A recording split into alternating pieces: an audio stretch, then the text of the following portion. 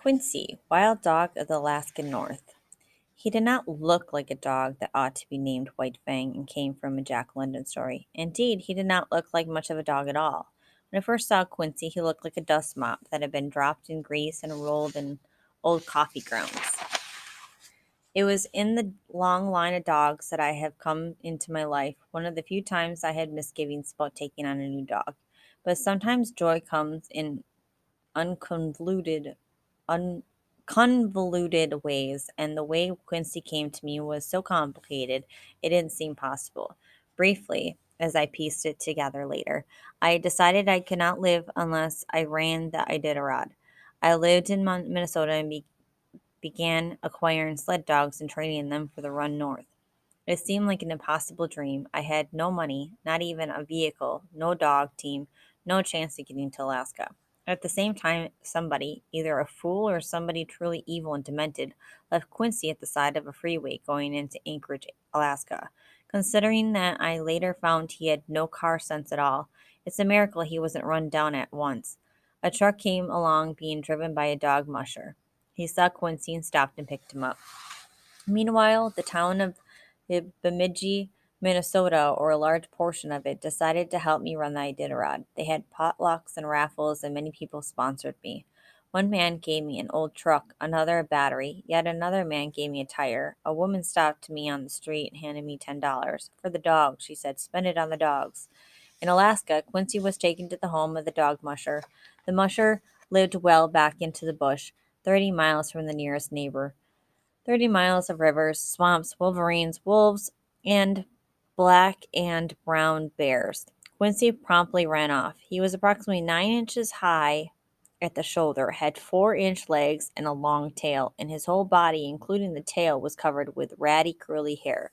In Bemidji, I was loaned and given dogs. One of them came to me by devious means. The family had a Siberian husky that their child loved, but the dog had killed just about every pet and squirrel, chipmunk, and rabbit in the vicinity. The neighbors wanted the dog shot. Several had threatened to shoot it themselves.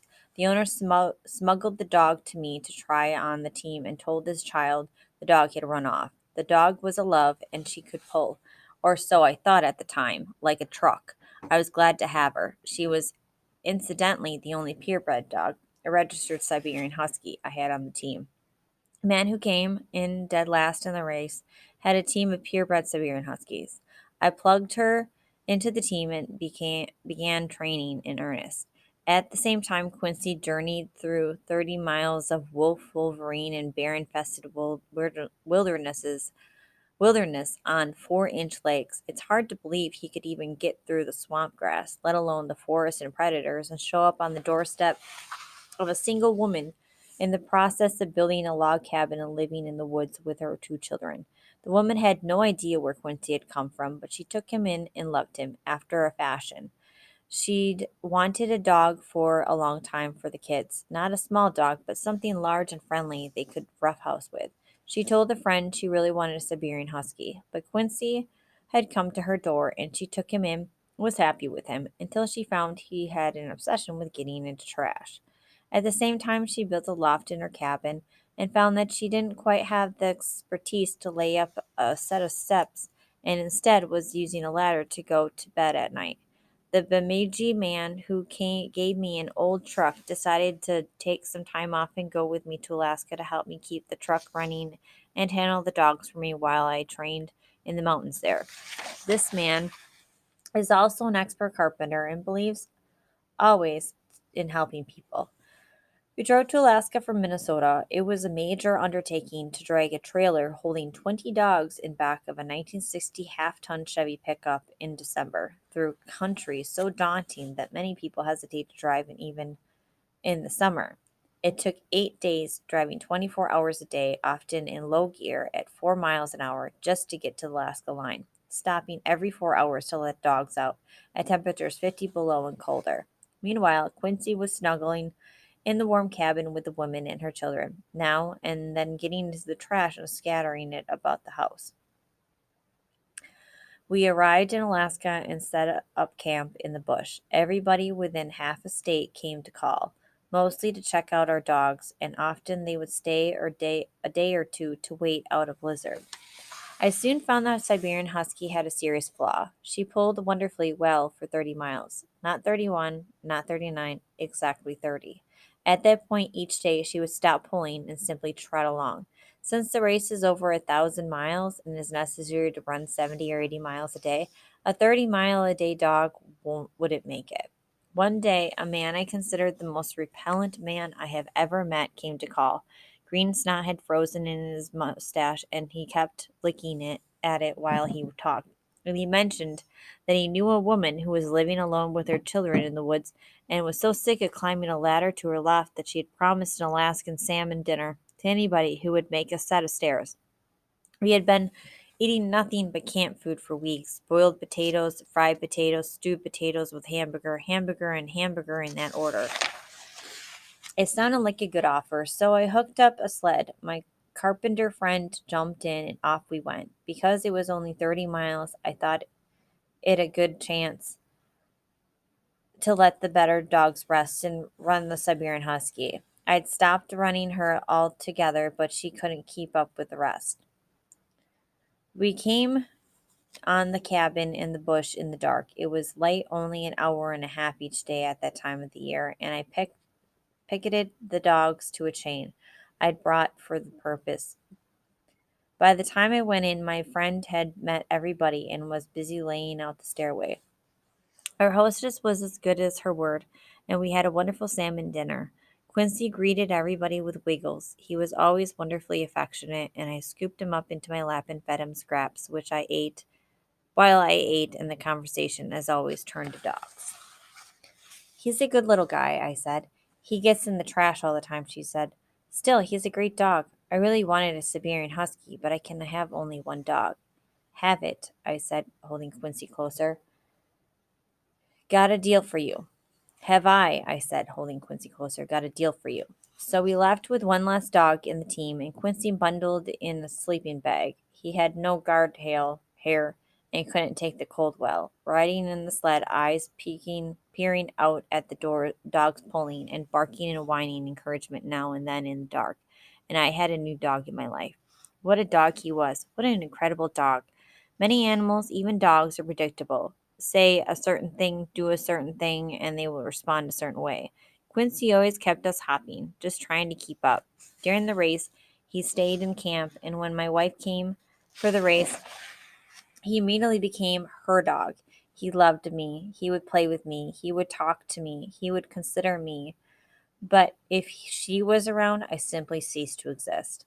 We took him home. I warned my wife he'll get into the trash, but he never, not once in the 9 years that he lived with us, not a single time did he get into the trash.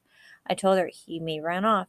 He never left her side. I told her he seems to be timid around other dogs. He trotted into the sled dog kennel as if he owned the place, walked right into the circle belonging to Big Mac, an enormous dog from the Yukon that loved to fight and had nearly eaten a sled dog once, and Big Mac wagged his tail and started playing like a puppy with Quincy. I told her he might not be the smartest dog we ever got, but with the possible exception of Josh, a border collie that is now in my life, Quincy proved to be easily the smartest dog I've ever seen.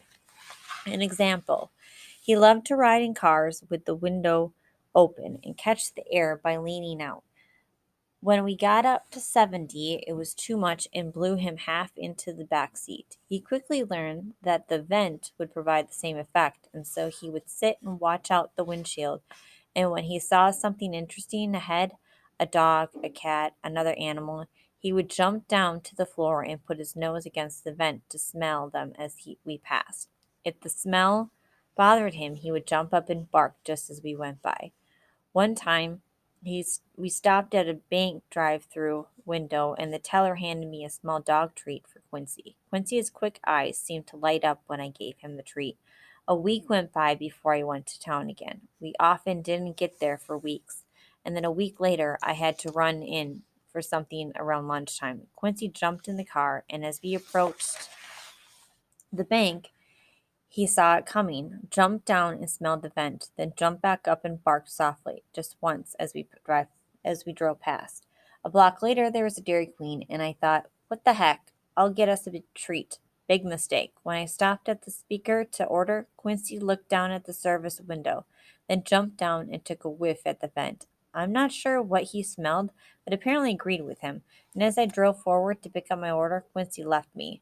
He leaped from the vent in one motion, over my lap, through the car window and into the service window. With a small scrabble of his short back legs, he hung for a moment on the edge, and then he was inside.